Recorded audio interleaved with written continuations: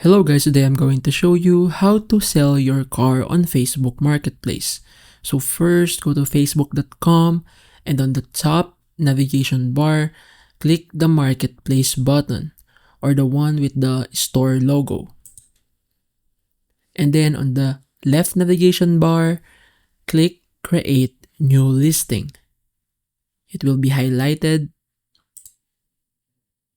and after you click on it, you will choose your listing type.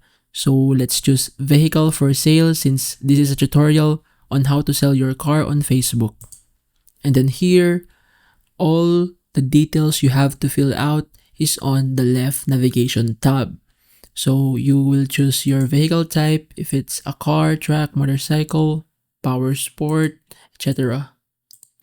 And then you can upload up to 20 photos, your location, the year and the make and the model, and your desired price. There's no limit in the description text, so you can type all of the necessary details of your car.